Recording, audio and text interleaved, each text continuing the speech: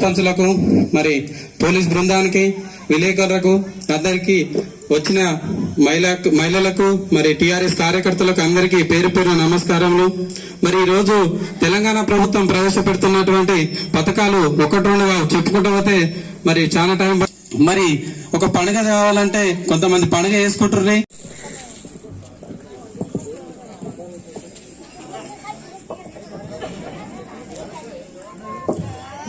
పండుగ చేసుకునే పరిస్థితి ఉండే.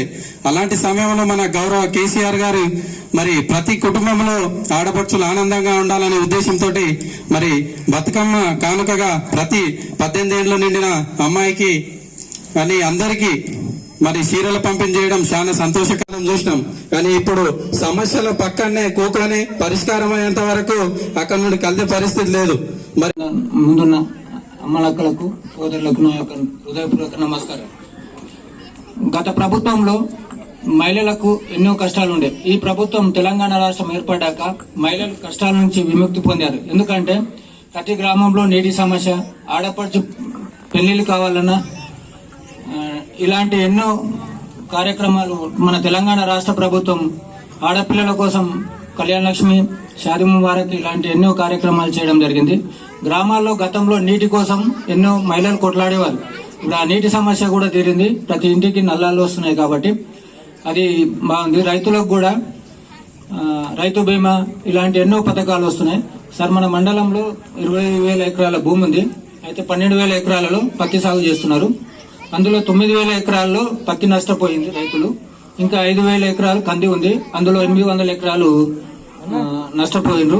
మిగతా పంటలు ఉన్నాయి. దాని మీద కూడా ప్రత్యేక శ్రద్ధ వహించాలి సార్. తోటి మళ్ళా మాట్లాడతాము.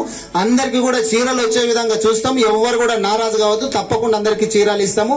కాబట్టి మీరందరూ కూడా గౌరవ ముఖ్యమంత్రి గారిని గుర్తు పెట్టుకోవాలా. ముఖ్యమంత్రి గారు కేసీఆర్ గారు వచ్చిన తర్వాత ఇందాక చాలా మంది చెప్తున్నాడు, మా ఎంపీపీ కూడా చెప్తున్నాడు, ఆడోళ్ళ కష్టాలు తీరినాయి అని చెప్పి. ఆడోళ్ళకి ఎక్కువ కష్టాలు ఊళ్ళలో ఏముంటాయి చెప్పు? మొత్తం ఇప్పుడు నీళ్లు లేకపోతే బిందెలు పట్టుకొని 1 కిలోమీటర్ 2 కిలోమీటర్లు పోయి కూడా 2 బిందెలు కూడా మోసుకొస్తుండే. అప్పుడు ఎక్కువ కష్టపడేది. ఇప్పుడు నీళ్లు తెచ్చుడు ఎక్కువ ఆడోళ్ళు తెస్తారు, మగవాళ్ళు చాలా తక్కువ తెస్తారు. అక్కడక్కడ తెస్తుండొచ్చు, తేవని చెప్తలే కానీ తక్కువ తెస్తారు. ఈ పనులన్నీ మన ఆడాల అక్కజెల్లెళ్ళకే పెడుతుంటారు. కాబట్టి ఆడోళ్ళ కష్టాలు తీరినాయి అంటే ఇది తీరింది అన్నట్టు. కాబట్టి భగీరథ రాకముందు చాలా కష్టం ఉంటుండే.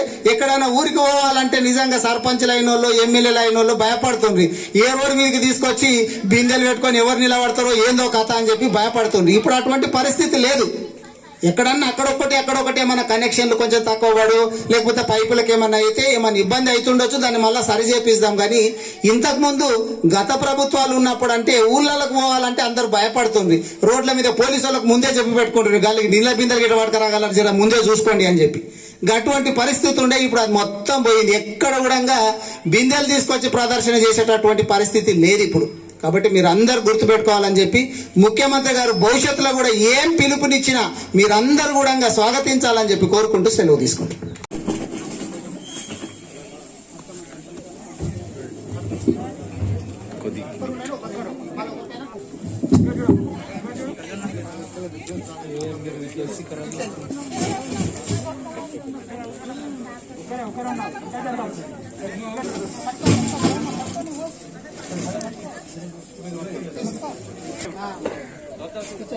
దూరంకుల సమీనా బేగం చీరలు ఎవరు చూసుకుంటారు? గోల్రా శ్రావణ్యమ్మ,